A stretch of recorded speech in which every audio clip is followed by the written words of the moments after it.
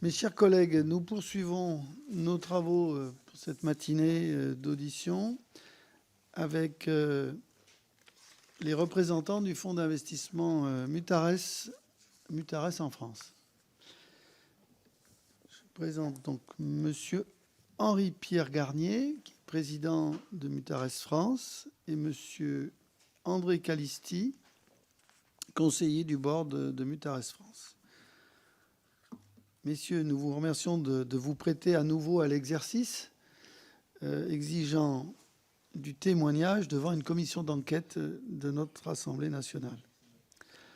D'autant plus que vous êtes les premiers à être interrogés sur vos propres activités dans le cycle que nous avons lancé, le cycle d'audition. Comme j'ai eu l'occasion de le dire d'ailleurs la semaine dernière, le fonctionnement des fonds d'investissement en général nous paraît marqué par une certaine opacité propice à la suspicion. Nous constatons ainsi aussi que dans certains cas, l'intervention d'un fonds d'investissement n'a pas permis de mettre un terme aux difficultés éprouvées par les entreprises dont ces fonds ont pris totalement ou partiellement le contrôle. Dès lors, nous voudrions comprendre. Comprendre pourquoi.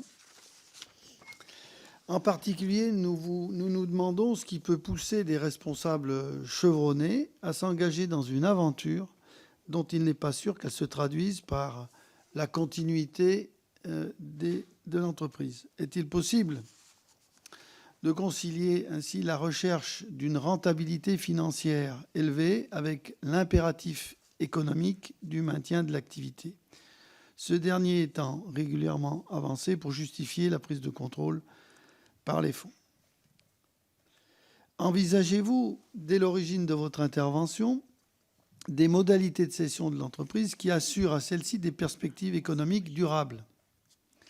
À titre d'illustration et pour bien comprendre votre démarche, pourriez-vous indiquer l'historique de vos interventions en France en précisant l'ensemble des entreprises concernées, les entreprises que vous avez rachetées ces dernières années, les cas où vous avez réussi le redressement et les cas où l'objectif n'a pas été atteint. Voilà, messieurs, je vais vous donner la parole pour une intervention liminaire d'environ 15 minutes qui précédera notre échange sous forme de questions et réponses avec les collègues députés présents. Et puis, bien entendu, d'abord, notre rapporteur, Madame Aurélie Trouvé. Alors, auparavant, je me dois de vous rappeler que si des questions venaient à être posées portant sur des faits qui font l'objet d'une procédure judiciaire en cours, vous pourriez décider, bien entendu, de ne pas y répondre. Je me dois de vous rappeler également que l'article 6 de l'ordonnance du 17 novembre 1958 relative au fonctionnement des assemblées parlementaires impose aux personnes auditionnées par une commission d'enquête de prêter serment, de dire la vérité, toute la vérité, rien que la vérité. Je vous invite donc, messieurs, à lever la main droite et à dire « Je le jure ».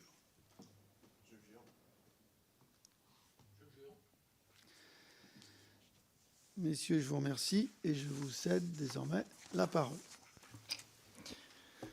Merci, Monsieur le Président, Madame la rapporteure, Mesdames et Messieurs les députés, Mesdames et Messieurs les administrateurs. Mon nom, comme vous l'avez rappelé, est Henri-Pierre Garnier. Je suis président de la société Mutares France. Je travaille chez Mutares depuis ses débuts en France, il y a 10 ans maintenant, alors que le bureau s'est établi à Paris. Je vous remercie encore une fois de me donner l'occasion de m'exprimer aujourd'hui au nom de Mutares France devant votre commission. Mutares a été souvent cité, parfois critiqué dans vos travaux. Nous avons déjà eu l'occasion, comme vous l'avez rappelé, d'être auditionnés en avril 2025 par la commission d'enquête parlementaire sur la multiplication des plans sociaux en France. Et je crois utile, dans cette nouvelle instance, de pouvoir en revenir aux faits, au métier que nous exerçons, à ses contraintes, à ses résultats, mais aussi à ses limites. Mon objectif ce matin est de vous expliquer simplement, concrètement, pour éclairer avec modestie et objectivité ce qu'on peut entendre à la fois sur les fonds d'investissement en général et, je l'espère, peut-être désamorcer quelques fantasmes autour du monde du retournement et plus particulièrement de l'action de Mutares. Je structurerai mon propos en 3 points. Tout d'abord, la présentation du groupe Mutares, ensuite celle de nos activités en France, et enfin je partagerai avec vous notre point de vue sur le rôle du retournement dans la lutte contre la désindustrialisation en France et en Europe. Mutares est un groupe industriel allemand, ayant son siège en Allemagne à Munich, coté à la bourse de Francfort, ce qui l'oblige, comme vous le savez, à une publication annuelle de ses résultats, compilés dans un rapport consultable en ligne par tout un chacun. Dans ce rapport, vous y trouverez notamment le prix d'acquisition des sociétés reprises, ainsi que l'évolution de leurs performances. Nous sommes spécialisés dans la reprise d'entreprises industrielles en très grande difficulté et dont le futur est menacé à court terme. Nous intervenons le plus souvent dans des secteurs en tension que nous connaissons bien, que vous connaissez bien, les équipements automobiles, l'ingénierie, les services aux infrastructures, la logistique, les industries spécialisées, le commerce, qu'il soit B2B ou B2C, mais aussi la chimie, les matériaux de construction. Nous agissons à travers le monde, au travers d'un réseau de 11 bureaux en Europe et 4 bureaux en Chine, aux États-Unis, au Japon et en Inde. En France, Mutares, comme je vous l'ai dit, est officiellement implanté depuis 2015. Nos bureaux sont situés à Paris, où nous employons une trentaine d'experts opérationnels, français pour la très grande majorité. Un point important, Mutares n'est pas un fonds d'investissement au sens de société de gestion. Un fonds gère des capitaux pour compte de tiers. Mutares, au contraire, n'investit que ses propres capitaux et porte donc l'intégralité du risque, financier comme industriel, puisque nous reprenons le plus souvent 100% du capital des entreprises concernées. Notre destin est donc lié à celui des entreprises que nous reprenons. Leur redressement fait notre réussite financière autant que réputationnelle. Transmettre une entreprise solidement relancée, c'est également la finalité de notre action et le meilleur retour sur investissement que nous pouvons envisager. Nos intérêts sont donc pleinement alignés sur ceux de nos participations. Notre métier peut se résumer en 3 verbes. Reprendre des entreprises industrielles lorsque les solutions classiques ont échoué, redresser par une action opérationnelle directe, stabiliser, réorganiser, relancer, et enfin transmettre. Une fois l'entreprise redevenue profitable et autonome, transmettre à un actionnaire adapté qui pourra en poursuivre le développement. Notre métier est bien souvent une alternative à la fermeture pure et simple de ces activités. Cela fait, encore une fois, 10 ans que Mutares est implanté en France. Et je rappelle à la Commission que les opérations de reprise d'entreprises en difficulté en France sont strictement encadrées. En cas de reprise dans le cadre d'une procédure collective, qu'elle soit judiciaire ou amiable, ces reprises impliquent des tribunaux de commerce, les administrateurs et mandataires judiciaires, parfois les services de l'État, toujours les collectivités locales et les représentants des salariés. Les projets de reprise présentés sont systématiquement analysés, comparés, débattus et validés par les tribunaux de commerce dans le cadre des procédures collectives. Quand la reprise se fait de gré à gré, les candidats à la reprise présentent un projet de plan de reprise qui ne peut pas être très détaillé au stade de ce qu'on appelle la due diligence, des études préliminaires, et qui est soumis à la fois aux cédants et aux élus représentants du personnel pour leur avis avant qu'une transaction soit conclue. Nous travaillons également en relation avec les services de l'État, notamment l'AMIR et le CIRI au sein de Bercy, et en transparence, comme je l'ai dit, avec les collectivités territoriales. En 10 ans d'activité en France, 29 sociétés nous ont été confiées. Sur ces 29, nous en détenons encore 9. Quelques exemples. Valor, groupe industriel de forge et d'usinage de pièces métalliques pour l'automobile. Le groupe emploie à peu près 1000 personnes à travers 11 usines, situées principalement en Europe et en France, mais aussi en France plus particulièrement à Laval en Mayenne, à Offranville en Normandie, à Bordeaux, mais aussi en Chine, au Mexique et aux États-Unis. Notre travail avec Valor consiste à ouvrir son activité, à diversifier ses marchés, afin de réduire sa dépendance à l'industrie automobile, dont vous connaissez l'évolution actuelle. Nous venons également de finaliser l'acquisition de l'activité de production de pigments bleus outre-mer auprès du groupe Venator. Entreprise située à Comines, dans les Hauts-de-France, sur la frontière belge, qui emploie 115 personnes et aurait déjà disparu sans notre intervention, emporté par la liquidation du groupe international Venator dans son ensemble. C'est une acquisition stratégique pour Mutares qui vient renforcer également notre position dans le secteur de la chimie des plastiques. Et bien sûr, le groupe Lapeyre, sur lequel nous reviendrons sans doute au cours de cette audience. Sur ces 29 sociétés, nous en avons cédé 14. La toute dernière, en date, Clésim, est cédée en 2025.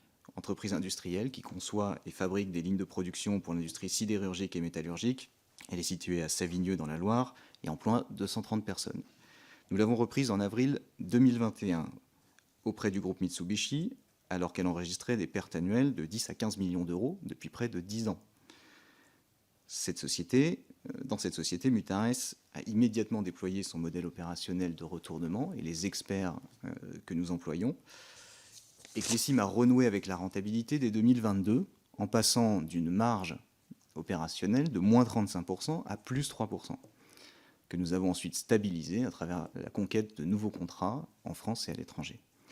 En septembre 2025, le groupe industriel français SNEF, via sa filiale Fourie-Lagadec, a soumis une offre que nous avons acceptée pour acquérir 100% du capital de Clésim auprès de Mutares, donc pour en poursuivre le développement. Depuis 10 ans, nous sommes parvenus à stabiliser et ou céder les sociétés reprises dans plus de 80% des cas. Depuis 10 ans, Mutares a pris la responsabilité de 12 000 salariés en France et a maintenu 70% de ses emplois initialement condamnés, soit environ 8 400 postes préservés. Au-delà des trajectoires individuelles préservées, cela représente des milliers de familles sécurisées, mais aussi, évidemment, un impact économique majeur. Autant d'allocations chômage évitées pour les finances publiques, des cotisations sociales maintenues et un pouvoir d'achat préservé qui continue d'alimenter la consommation et l'activité dans les territoires concernés. Je souhaiterais également souligner un point très important, afin de sortir de l'idée reçue que nous reprenons des entreprises pour 1 euro avec une trésorerie renflouée et sans investir dans ces sociétés. Dans plus de 40% des cas en France, nous avons payé un prix d'acquisition pour les sociétés reprises. J'irai même plus loin. Depuis 10 ans, nous avons investi près de 160 millions d'euros dans des sociétés françaises. La majorité de ces fonds provient non pas d'établissements bancaires, comme pour les mécanismes de LBO avec lesquels vous êtes maintenant familiers, mais directement du résultat accumulé de nos opérations de retournement dans le monde. Ces fonds sont injectés principalement en capital au sein des sociétés ou prêtés à ces mêmes sociétés, parfois, pour en soutenir l'activité. Et jamais en conversion de créances, comme cela a pu être évoqué lors d'auditions précédentes. Prenons l'exemple de Peugeot Motocycle, constructeur de 2 roues motorisées à Mandeur dans le Doubs, reprise auprès du groupe Mahindra & Mahindra. Certes, les titres de la société ont été acquis pour 1 euro parce que la société accusait des pertes importantes depuis des années. Mais dès le premier jour, nous avons apporté 7 millions d'euros supplémentaires à Peugeot Motocycle pour financer sa transformation et sa relance. Nous avons depuis également réinvesti plus de 10 millions d'euros pour en assumer les pertes et prolonger la durée de vie de cette société sur laquelle nous travaillons toujours. Le retournement industriel est un métier d'urgence, sous contrainte de trésorerie, donc de temps, et souvent dans un déficit de confiance. Les décisions que nous devons prendre sont parfois difficiles, toujours imparfaites, dans des situations déjà très dégradées avant notre arrivée, et avec des conséquences parfois lourdes pour les destins personnels des collaborateurs et des partenaires des entreprises reprises. Ce rôle, nous l'assumons pleinement, grâce à l'implication de nos équipes d'experts opérationnels, que je suis très fier de représenter aujourd'hui, et grâce au dialogue que nous entretenons avec les salariés et avec toutes les parties prenantes au niveau local et national, parce que nous ne pouvons pas redresser une entreprise sans l'adhésion de ses salariés. Soyons clairs, on ne fait pas du retournement à Paris 8e arrondissement, mais bien auprès des équipes, dans les territoires où sont implantées nos sociétés. Ce métier comporte des succès. Il implique parfois aussi des échecs. C'est le cas, je le crois, pour tous les acteurs du retournement en France. Nous ne connaissons que des situations difficiles. Nous comparer à des fonds d'investissement classiques, tels que ceux que vous pourrez auditionner par ailleurs, c'est comme comparer un cabinet de chirurgie esthétique à une salle de réanimation. En 10 années d'activité, en France, nous avons appris. Nous nous sommes adaptés à travers plus de sélectivité dans nos investissements, un meilleur ancrage local et plus de dialogue avec toutes les parties prenantes. Tout cela s'accompagnant d'un renforcement de nos standards d'exécution dans les retournements. En toute humilité, nous avons accumulé une expérience significative, je le crois, dans la résolution des problématiques que notre industrie traverse. Nous avons l'ambition de rester un acteur majeur du retournement en France et croyons fermement pouvoir constituer un atout pour organiser la transition économique actuelle vers des modèles plus vertueux et économiquement viables dans des marchés qui connaissent des tensions sans précédent. En stabilisant ces actifs fragilisés, nous évitons des ruptures brutales dans les bassins d'emploi et préservons des savoir-faire industriels critiques. À l'échelle macroéconomique, nous espérons agir ainsi, à notre niveau, comme des amortisseurs de crise et des opérateurs, si vous me permettez, du recyclage industriel. Mutares occupe une position stratégique singulière, à la fois observateur privilégié des mutations industrielles européennes et opérateur de terrain au cœur de ces restructurations. Présent dans plusieurs pays d'Europe, en Asie, aux États-Unis, nous disposons d'une lecture globale des dynamiques sectorielles, des chaînes de valeur et des mouvements concurrentiels qui impactent notre économie en France. Nous mettons cette vision internationale au service des entreprises que nous reprenons pour élargir leurs débouchés, repositionner leur stratégie. Notre ambition est claire, faire de cette position d'interface entre les marchés un véritable levier de relance et de compétitivité durable. Alors en conclusion, Mesdames et Messieurs les députés, membres de la commission d'enquête parlementaire, posons-nous les vraies questions. Qui reprend ces entreprises quand plus personne n'y croit? Qui accepte d'investir là où le risque est maximal, là où d'autres ferment la porte? Parler de prédation pour qualifier l'action des fonds de retournement, c'est ignorer les 8400 emplois maintenus, les sites relancés, les savoir-faire préservés. Ce que nous visons au quotidien, ce n'est pas la disparition des capacités productives, c'est la seconde chance qu'on peut leur offrir dans une conjoncture marquée par des chocs systémiques majeurs. Le Covid, la guerre en Ukraine, la crise énergétique, le durcissement des conditions de financement, le désinvestissement industriel chronique, sans oublier, évidemment, l'instabilité politique. Enfin, Mutares est un acteur allemand, issu d'un pays profondément attaché à la protection et à la valorisation de son outil industriel. C'est fort de cette culture industrielle, adaptée au modèle français, à ses spécificités économiques, sociales et territoriales, que Mutares intervient en France, avec la volonté de nous inscrire durablement dans son tissu industriel. Je vous remercie de nous avoir écoutés et suis, avec mon collègue M. Calisti, à votre disposition pour répondre à toutes vos questions. Et en fonction du temps qui nous sera alloué, peut-être aussi de vous formuler en fin de séance quelques propositions et recommandations pour vous aider peut-être en tant que législateur à soutenir et dynamiser la renaissance de notre tissu industriel.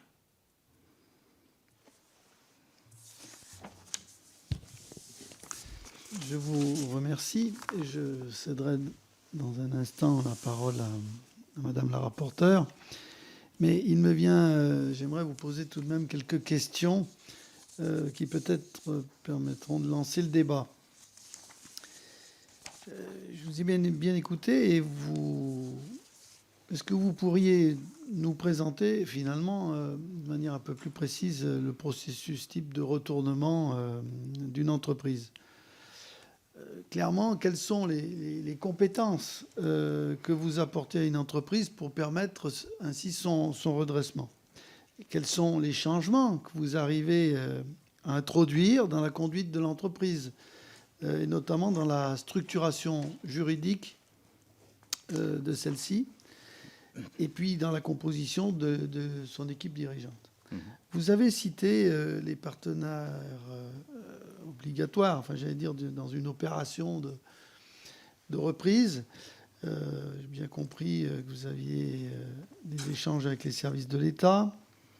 Vous avez cité les collectivités territoriales, mais vous avez cité en dernier la place des représentants des salariés. Mais vous nous avez dit ensuite, j'ai bien noté, qu'effectivement, le redressement était possible que s'il y avait adhésion de ceux-ci. Donc ça, je l'entends bien. C'est vrai que dans la culture française, le salarié est important et je crois qu'on peut... voilà, donc c'est un point d'interrogation que j'avais par rapport à votre descriptif. Quel est le modèle de rentabilité d'une holding industrielle comme Mutares? Quelles sont ses sources quelque part de revenus. Et la part des prestations de conseil que vous facturez, parce que ça a été évoqué pour les entreprises qui ont été rachetées. Avez-vous perdu de l'argent dans certaines entreprises françaises que vous avez pu ainsi racheter? Et peut-être de manière plus globale, pourriez-vous nous préciser les marges de manœuvre dont vous disposez à Mutares France? Finalement, quel est votre degré d'autonomie par rapport à votre maison mère Mutares? Je vous remercie. Merci, Monsieur le Président. Ça fait beaucoup de questions. Je vais tâcher d'y répondre de manière exhaustive. Mais vous avez raison, pour lancer le débat, autant poser tous les sujets d'emblée. Alors, vous nous avez demandé d'abord quel est un peu le processus type de retournement et quelles sont les compétences que nous apportons, les changements que nous pouvons initier dans ces sociétés. Une fois une acquisition réalisée, le mode d'intervention de Mutares, je ne me permettrai pas de parler pour les autres fonds d'investissement qu'on qualifie de fonds de retournement. En ce qui concerne Mutares, nous avons un modèle dans lequel nous disposons d'équipes opérationnelles qui sont des experts métiers, des experts de très haut niveau qui sont passés soit par les plus grands cabinets de conseil, soit par des grands groupes industriels, à des postes de direction. Et ces experts, qui sont salariés de Mutares France ou d'autres entités de Mutares, sont dépêchés au secours des entreprises que nous reprenons. Il s'agit donc d'experts en développement commercial, en stratégie d'achat, en finance, naturellement, pour s'assurer que la société ne va pas dans le mur immédiatement, des spécialistes des ressources humaines et des relations sociales comme M. Calisti, toutes les fonctions de direction générale que vous pouvez imaginer, nous avons des personnes qui sont rodées à cet exercice, que nous déployons dans ces sociétés. Et ces personnes ont également quand même des profils un petit peu particuliers, puisque ce sont des spécialistes de la crise. Il est très difficile de trouver ce type de profil sur le marché du travail en France. Des spécialistes de la crise qui ont une expérience et plutôt une expertise fonctionnelle et qui sont prêts à se déplacer 5 jours par semaine sur des sites industriels, loin de chez eux, dans des situations très dégradées, où le climat social est souvent également très dégradé. Cela fait beaucoup de choses, évidemment, à avaler pour nos collaborateurs, mais ils le font avec plaisir, je le crois.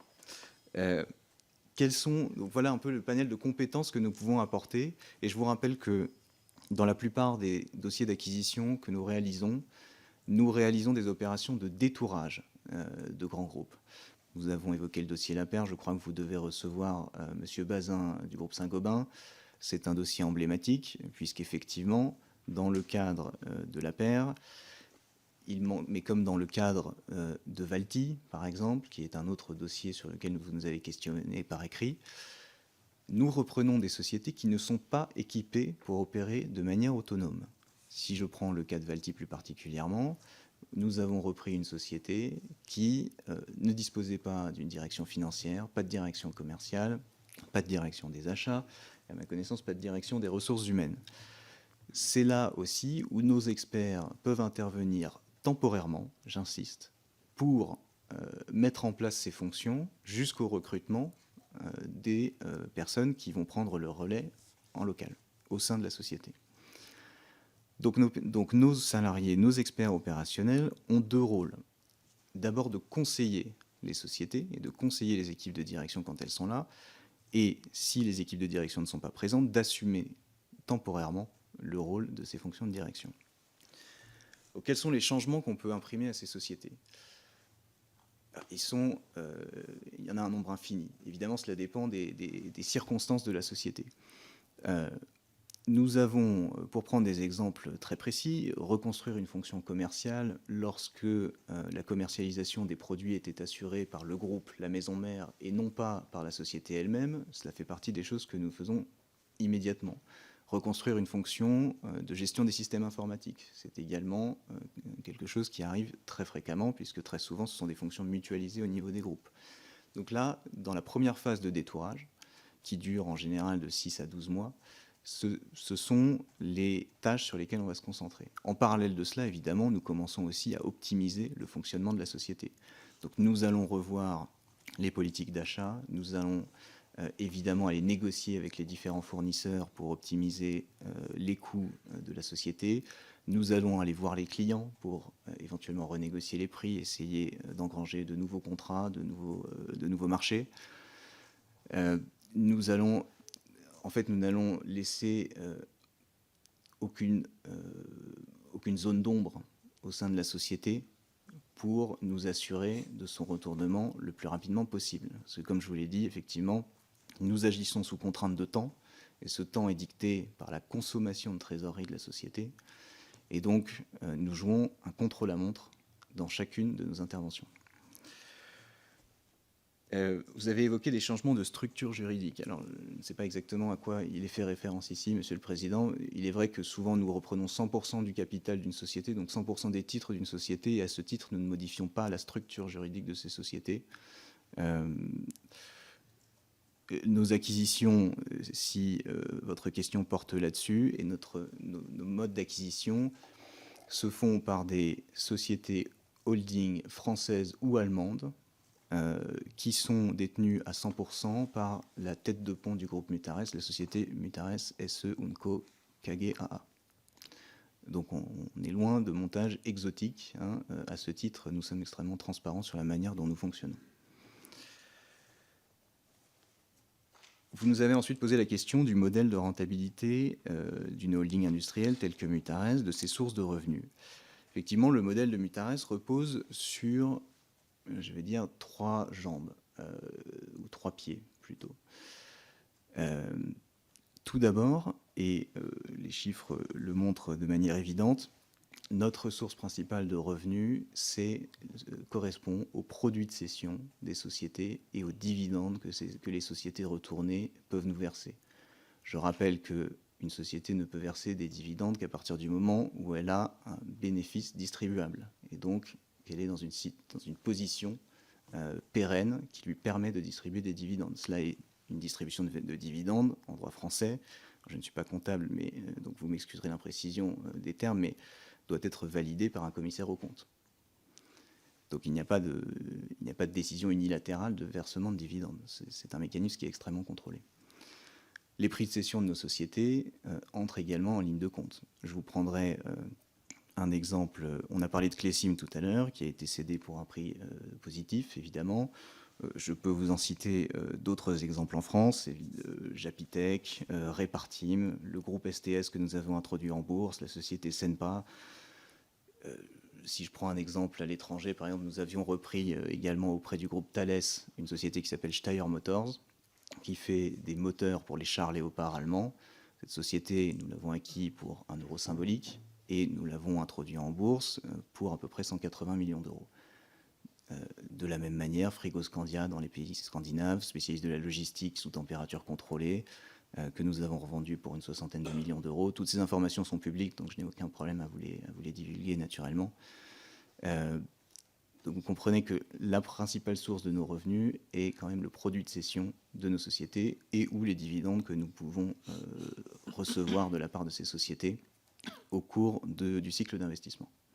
Effectivement, ensuite, viennent, et en dernière position, les frais de conseil que nous facturons à ces sociétés pour assumer le coût des experts opérationnels dont on a parlé. Encore une fois, ces frais de conseil, ils se justifient de plusieurs manières. Tout d'abord, de la même manière que les dividendes, ça n'est pas une figure libre que la fixation des tarifs de ces prestations de conseil.